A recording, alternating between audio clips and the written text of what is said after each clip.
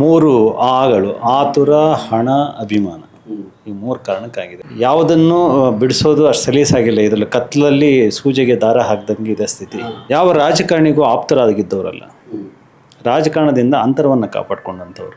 ರಾಜ್ಕುಮಾರ್ ಅವ್ರ ಜೊತೆಗೆ ಇವರಿಗೆಲ್ಲ ಒಡನಾಟ ಹೇಗಿದೆ ಅಂತಂದರೆ, ಅವರು ಅಷ್ಟೊಂದು ಜರ್ನಿ ಅವ್ರ ಜೊತೆಗೆ ಸಿಕ್ತ ಅವರಿಗೆ. ಇವತ್ತು ಸಿದ್ದರಾಮಯ್ಯನವರು ಹೆಮ್ಮೆಯಿಂದ ಹೇಳ್ತಾರೆ, ನಾನು ರಾಜ್ಕುಮಾರ್ ಅವರ ಅಭಿಮಾನಿ, ಅವರ ಸಿನಿಮಾಗಳು ನೋಡಿದೆ ಅಂತ. ಯಡಿಯೂರಪ್ಪನವರು ಹೇಳ್ತಾರೆ, ದೇವೇಗೌಡರು ಹೇಳ್ತಾರೆ, ಕುಮಾರಸ್ವಾಮಿ. ಯಾಕೆಂದರೆ ಏನೋ ಒಂದು ಬಂದು ದಾಳಿ ಮಾಡಿಬಿಟ್ರೆ ಆಗುತ್ತಲ್ಲ, ಭಯ ಆಗುತ್ತಲ್ಲ, ಆ ಪರಿಸ್ಥಿತಿ. ಇದ್ದಕ್ಕಿದ್ದಂಗೆ ಒಂಥರ ಶೂನ್ಯ ಭಾವ.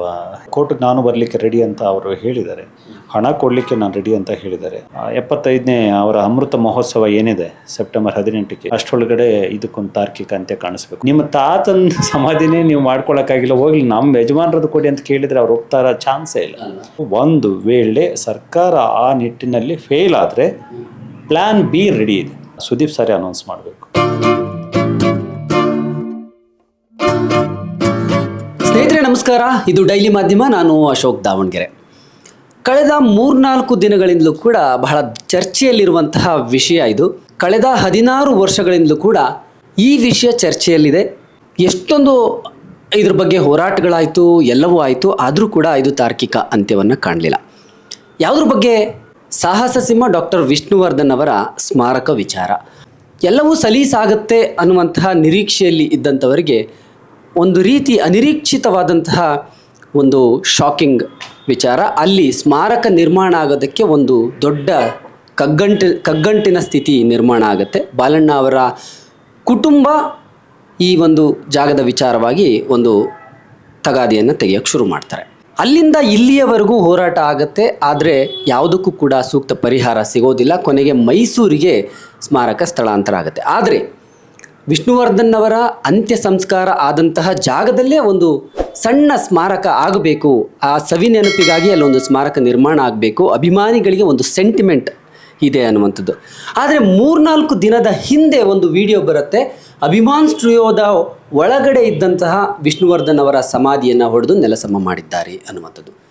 ಕಾನೂನಿನ ಪ್ರಕಾರವೇ ಮಾಡಿದ್ದಾರೆ ಇರಬಹುದು, ಆದರೆ ಇದು ಒಂದು ಭಾವನೆಗೆ ಸಂಬಂಧಪಟ್ಟಂತಹ ವಿಚಾರ, ಅಭಿಮಾನಿಗಳ ಸೆಂಟಿಮೆಂಟ್ ಇದು. ಈಗಲೂ ಕೂಡ ಇಲ್ಲ, ಇದನ್ನು ಮತ್ತೆ ಇಲ್ಲಿ ಸಮಾಧಿ ಇದ್ದಂತಹ ಸ್ಥಳದಲ್ಲಿ ಒಂದು ಸ್ಮಾರಕವನ್ನು ನಿರ್ಮಾಣ ಮಾಡಬೇಕು ಅನ್ನುವಂತಹ ಒಕ್ಕೊರಲ ಕೂಗು ಎಲ್ಲರಿಂದಲೂ ಕೂಡ ಕೇಳಿ ಬರ್ತಾ ಇದೆ. ಇದ್ರ ಬಗ್ಗೆ ಮಾತನಾಡಲಿಕ್ಕೆ ನಮ್ಮ ಜೊತೆ ಡಾಕ್ಟರ್ ವಿಷ್ಣು ಸೇನಾ ಸಮಿತಿಯ ಅಧ್ಯಕ್ಷರಾಗಿರುವಂತಹ ವೀರಕಪುತ್ರ ಶ್ರೀನಿವಾಸ್ ಅವರು ಇದ್ದಾರೆ. ಸರ್ ನಮಸ್ಕಾರ.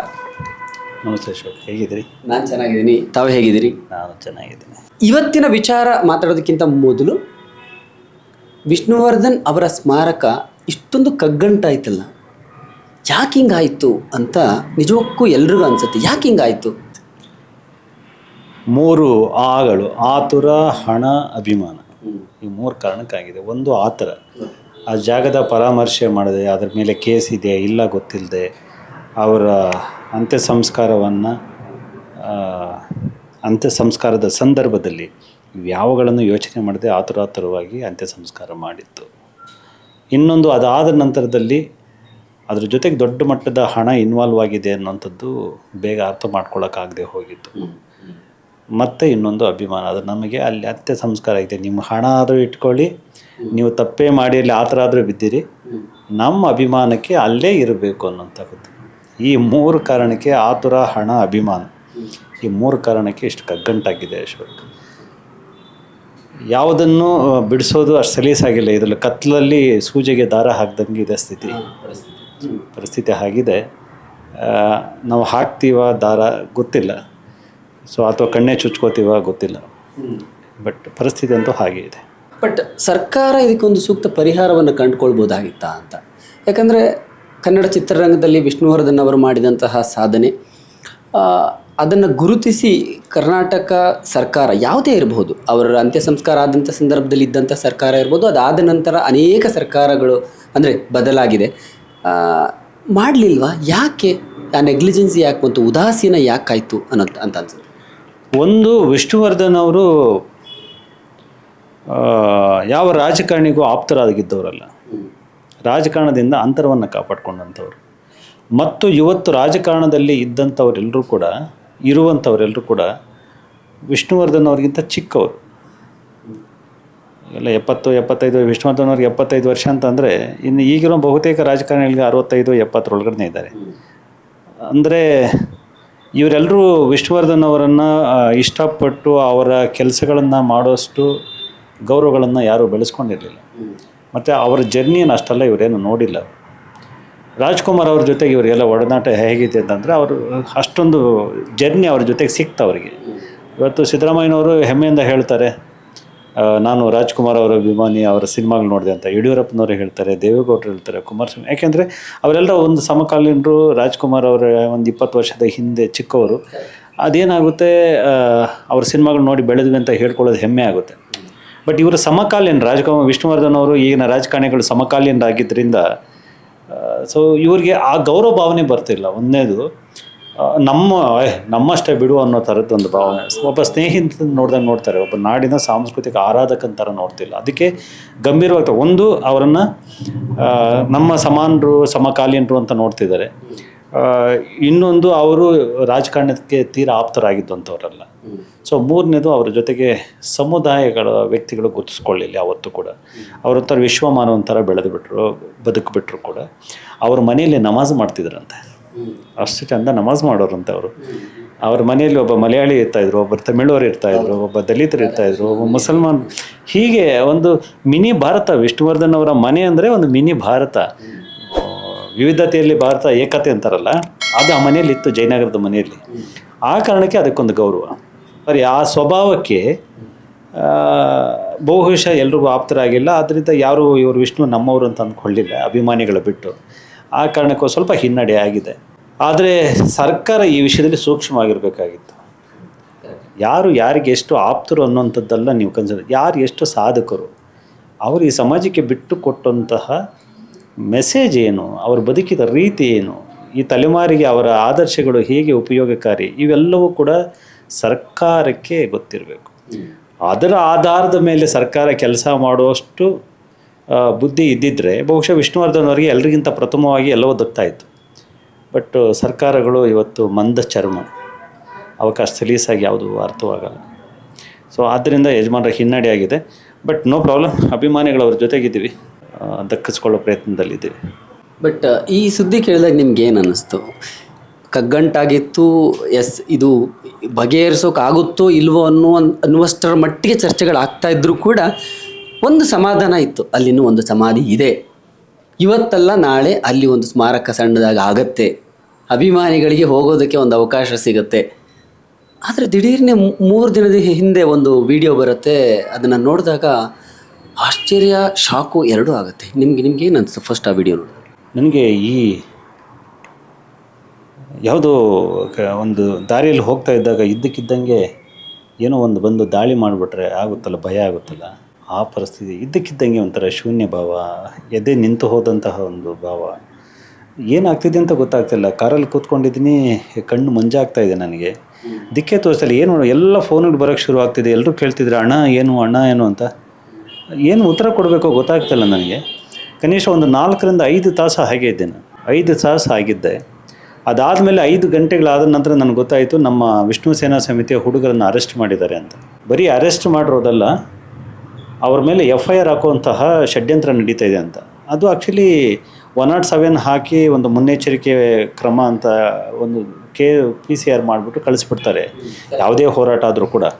ಬಟ್ ಇವರು ವಿಷಯದಲ್ಲಿ FIR ಹಾಕಿ ಭಯೋತ್ಪಾದನೆ ಮಾಡುವಂತಹ ಕೆಲಸ ಪೊಲೀಸರಿಂದ ಆಗ್ತಿದೆ ಅಂತ ಗೊತ್ತಾಯಿತು. ಹಾಗೆ ನಾನು CM ಕಚೇರಿಗೆ ಹೋಗಿ ಕೂತ್ಕೊಂಡು ಅವರಿಗೆಲ್ಲ ಮನವರಿಕೆ ಮಾಡಿಕೊಟ್ಟು, ಅಲ್ಲಿ ಪ್ರಭಾಕರ್ ಅಂತ ಇದ್ದಾರೆ, ಅವರಿಗೆಲ್ಲ ಹೇಳಿ ಅಲ್ಲಿಂದ ಫೋನ್ ಮಾಡಿಸಿ ಅವರು ACP ಅವರು ಇನ್ಸ್ಪೆಕ್ಟ್ರು ಪದೇ 3-4 ಸಾರಿ ಫೋನ್ ಮಾಡಿ ಕನ್ಫರ್ಮ್ ಮಾಡಿಕೊಂಡ ಮೇಲೆ ಅವರು ರಿಲೀಸ್ ಮಾಡ್ತೀವಿ ಅಂತ ಮಾತು ಬಂತಲ್ಲ, ಹಾಗೊಂಚೂರು ರಿಲ್ಯಾಕ್ಸ್ ಆಯಿತು ನನಗೆ. ಯಾಕಂದರೆ ಆ ಹುಡುಗರನ್ನ ಬಿಡಿಸ್ಕೊಂಬಂದೆ ಅನ್ನೋಂಥದ್ದು ಒಂದು. ಎರಡನೇದು ಒಂದು ಹೋರಾಟ ಮಾಡಬೇಕು ಅನ್ನೋಂಥದ್ದು. ಹೋರಾಟ ಮಾಡಿ ಅಲ್ಲಿ ಹುಡುಗರು ಹೆಣ್ಮಕ್ಳಿದ್ರೆಲ್ಲ ಅವ್ರೇನು ಅರೆಸ್ಟ್ ಆಗಿ ರಾತ್ರಿ ಜೈಲಲ್ಲಿ ಉಳಿದುಬಿಟ್ರೆ ನಮ್ಮ ಬದುಕಿಗೆ ಒಂದು ಅರ್ಥನೇ ಇರ್ತಾ ಇಲ್ಲ. ಸೊ ಅವ್ರು ಬಿಡುತ್ತ ಬಂದಾಗ ನನಗೆ ವಾಸ್ತವಕ್ಕೆ ಬಂದೆ. ನಾನು ಮಧ್ಯಾಹ್ನ ಆವರಿಸಿದ ಶೂನ್ಯ ಭಾವ ಸಂಜೆ ರಾತ್ರಿ 9 ಗಂಟೆ ಒಳಗಡೆ ಒಂಚೂರು ನಾರ್ಮಲ್ ಆಯಿತು. ಈಗೇನು ಮಾಡಬೇಕು ಅಂತ ಹೇಳಿ ಆಮೇಲೆ ಕೆಲಸಗಳನ್ನು ಶುರು ಮಾಡಿದ್ದು. ಸರ್ಕಾರಕ್ಕೆ ತಲುಪಿಸುವಂತಹ ಪ್ರಯತ್ನ, ಸಿನಿಮಾದವರು ಸ್ಪಂದಿಸುವಂತಹ ಪ್ರಯತ್ನ, ಕಿಚ್ಚ ಸುದೀಪ್ ಅವರನ್ನು ಕಾಂಟ್ಯಾಕ್ಟ್ ಮಾಡುವಂಥದ್ದು, ಮತ್ತು ನಾನು ಸಂಘಟಿಸುವಂಥದ್ದು, ಹೋರಾಟಗಳನ್ನು ರೂಪಿಸುವಂಥದ್ದು, ಇವೆಲ್ಲವನ್ನು ಕೂಡ ಆಮೇಲೆ ಮಾಡಿದ್ದು. ಸೊ ಈಗ ನೆಲಸಮ ಅಂತೂ ಆಗೋಗಿದೆ, ಕಾನೂನಾತ್ಮಕವಾಗಿ ಆಗಿದೆ. ಯಾಕಂದರೆ ಈಗ ಅದನ್ನು ನಾವು ಪ್ರಶ್ನೆ ಮಾಡೋ ಸ್ಥಿತಿಯಲ್ಲಿಲ್ಲ. ಕಾನೂನಾತ್ಮಕವಾಗಿ ಕೋರ್ಟ್ ಒಂದು ತೀರ್ಪನ್ನು ಕೊಟ್ಟಿದೆ. ಎಲ್ಲ ಸೆಕ್ಯೂರಿಟಿ ಏನೇನು ತೊಗೋಬೇಕಾದ ಪ್ರೊಸೀಜರ್ಸ್ ಏನಿದೆ ಅದೆಲ್ಲ ಮಾಡಿನೇ ಪೊಲೀಸರ ಸಮ್ಮುಖದಲ್ಲೇ ಅದು ನೆಲಸಮ ಆಗಿದೆ. ಬಟ್ ಈಗ ಅದನ್ನು ಮತ್ತೆ ಹೇಗೆ ಸರಿ ಮಾಡೋದಕ್ಕೆ ಸಾಧ್ಯನಾ? ಮೊನ್ನೆ ಸುದೀಪ್ ಅವರು ವೀಡಿಯೋ ಮಾಡಿದಾಗಲೂ ಹೇಳ್ತಾಯಿದ್ರು, ಇಲ್ಲಿವರೆಗೂ ಕೇಳ್ಕೊಂಡ್ವಿ, ಇನ್ನು ಏನು ಮಾಡಬೇಕು ಅದನ್ನು ಮಾಡ್ತೀವಿ ಅನ್ನೋ ರೀತಿಯಲ್ಲಿ. ಅದಾದಮೇಲೆ ಸುದೀಪ್ ಅವ್ರ ಜೊತೆ ನೀವು ಚರ್ಚೆ ಮಾಡಿದ್ದೀರಾ ಇದ್ರ ಬಗ್ಗೆ? ನಾನು 3 ದಿವಸದಿಂದ ಪ್ರತಿದಿನ ಮಾತನಾಡ್ತಾ ಇದ್ದೀವಿ ನಾವಿಬ್ಬರು. ಒಂದಷ್ಟು ವಿಷಯಗಳು ನಮ್ಮ ಮಧ್ಯೆ ಚರ್ಚೆ ಆಗ್ತಿದ್ದಾವೆ. ಈ ವಿಷಯವೂ ಕೂಡ ಇದೆ ಅದರಲ್ಲಿ. ಒಂದು, ಅಲ್ಲೇ ಜಾಗವನ್ನು ಉಳಿಸ್ಕೊಳ್ಳೋ ನಿಟ್ಟಿನಲ್ಲಿ ಏನು ಮಾಡಬೇಕು, ಕೋರ್ಟ್ಗೆ ನಾನು ಬರಲಿಕ್ಕೆ ರೆಡಿ ಅಂತ ಅವರು ಹೇಳಿದ್ದಾರೆ, ಹಣ ಕೊಡಲಿಕ್ಕೆ ನಾನು ರೆಡಿ ಅಂತ ಹೇಳಿದ್ದಾರೆ. ಅದೇ ಮಾತುಗಳನ್ನು ನಾವು ಕೂಡ ಹೇಳ್ತಾ ಇದ್ದೀವಿ, ನಾವು ಹಣ ಕೊಡ್ತೀವಿ, ಸೊ ನಮಗೆ ಜಾಗ ಕೊಡಿ ಅನ್ನೋಂಥದ್ದು. ಈಗ ತಾನೇ CM ಆಫೀಸಿಂದ ಫೋನ್ ಬಂದಿತ್ತು, ಅವರ ಅಧಿಕಾರಿಗಳ ಸಭೆ ಕರೆದಿದ್ದಾರಂತೆ, ಕರೆದುಬಿಟ್ಟು ಈ ವಿಷಯವಾಗಿ ಚರ್ಚೆ ಮಾಡ್ತಿದ್ದಾರೆ. ಸೊ ಅದ್ರ ಮಾಹಿತಿ ಕೇಳ್ಕೊಂಡ್ರು ನನ್ನ ಹತ್ರ, ನಾನೆಲ್ಲೋ ಮಾಹಿತಿಯನ್ನು ಕೊಟ್ಟಿದ್ದೀನಿ ಒಂದು 10 ನಿಮಿಷ. ಸೊ ಅದನ್ನ ಇಟ್ಕೊಂಡು ಅವ್ರು ಏನು ಚರ್ಚೆ ಮಾಡಿ ವಾಟ್ಸ್ ದ ಔಟ್ಪುಟ್ ನೋಡಬೇಕೀಗ. ಸೊ ಇವತ್ತು ಸಂಜೆ ಅಷ್ಟೊಳಗೆ ಒಂದಷ್ಟು ವಿಷಯ ತಿಳಿಯುವ ಸಾಧ್ಯತೆಗಳಿದ್ದಾವೆ. ಆದ ನಂತರದಲ್ಲಿ ಸರ್ಕಾರದ ನಡೆ ಏನು ಅನ್ನೋಂಥದ್ದು ಗೊತ್ತಾದ ಮೇಲೆ, ಒಂದು ವೇಳೆ ನಮಗೆ ಪೂರಕವಾಗಿದ್ದರೆ ಸಂತೋಷ, ಪೂರಕವಾಗಿಲ್ಲದಿದ್ದರೆ ಪ್ಲ್ಯಾನ್ ಬಿ ನಾನು ಮತ್ತು ಸುದೀಪ್ ಸರು ರೆಡಿ ಮಾಡಿ ಇಟ್ಕೊಂಡಿದ್ದೇವೆ. ಸೊ ಈ ಸರಿ ನಾವು ಒಂದಂತೂ ನಿಜ, 75ನೇ ಅವರ ಅಮೃತ ಮಹೋತ್ಸವ ಏನಿದೆ ಸೆಪ್ಟೆಂಬರ್ 18ಕ್ಕೆ, ನೆಕ್ಸ್ಟ್ ಮಂತ್ ಅಷ್ಟರೊಳಗಡೆ ಇದಕ್ಕೊಂದು ತಾರ್ಕಿಕ ಅಂತ್ಯ ಕಾಣಿಸ್ಬೇಕು ಅಂತ ಇದ್ದೀವಿ. ಹೇಗೆ ಅಂದರೆ ಅವ್ರ ಕುಟುಂಬದ ಜೊತೆ ಚರ್ಚೆ ಮಾಡೋದಾ, ಹೇಗಿದೆ, ಹೇಗೆ ಅಂತ? ಈಗ ಬಾಲಣ್ಣ ಅವ್ರ ಕುಟುಂಬದ ಜೊತೆ ಏನಾದ್ರು ಚರ್ಚೆ ಮಾಡಬೇಕು ಅಂತನಾ?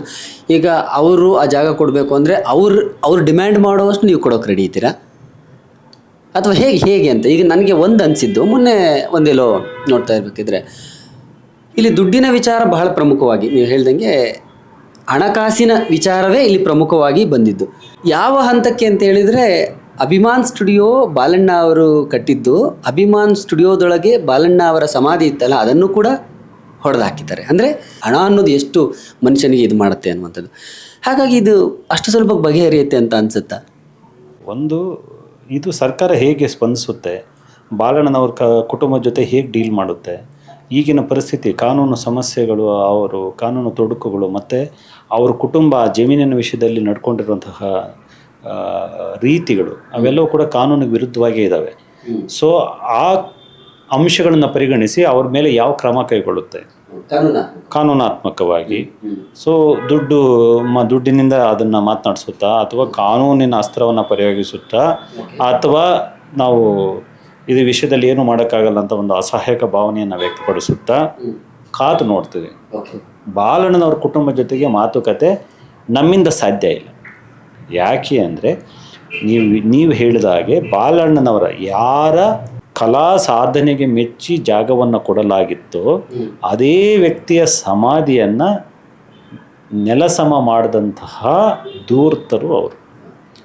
ಅಂಥವ್ರ ಹತ್ರ ಕೂತ್ಕೊಂಡು ನಿಮ್ಮ ತಾತನ ಸಮಾಧಿನೇ ನೀವು ಮಾಡ್ಕೊಳ್ಳೋಕ್ಕಾಗಿಲ್ಲ, ಹೋಗಲಿ ನಮ್ಮ ಯಜಮಾನರದ್ದು ಕೊಡಿ ಅಂತ ಕೇಳಿದರೆ ಅವ್ರು ಹೋಗ್ತಾರ ಚಾನ್ಸೇ ಇಲ್ಲ.